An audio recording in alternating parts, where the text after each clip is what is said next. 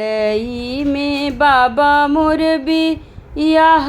कैले कोठा में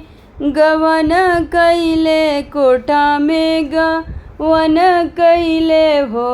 सखिया घूंघट उठाई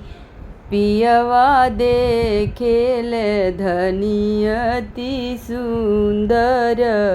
धनी बड़ी सुंदर हो जनी करए धनिया घर आंगन जनी बार तना कर जनी बार तनवा मौज हो धनिया जनी कर राम के रसोईया चुंदरिया तोहरे धूमिल होई है चुंदरिया तोहरे धूमिल होई है हो के करी है ये पिया घर आंगन के बार तना दोई है के बार तनवा दोई है हो यऊ के करी है राम के रसोई या चुंदरिया हमरे बची जइए चुंदरिया हमरे बची जइए हो आमा करी है घर आंगन माता दीदी बार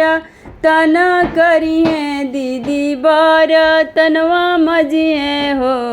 धनिया भाभी करी है राम के रसोईया चुंदरिया तोहरे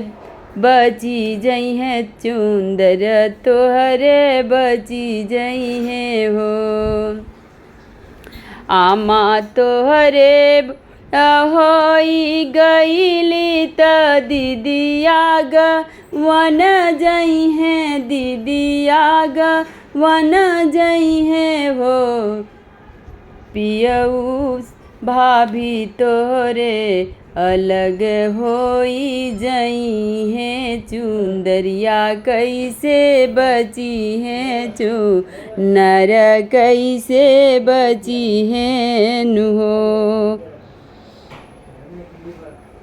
हम करबो घरवा आंगन माता हम बारा तनवा करबो हम बारा तन मजब हो धनिया हम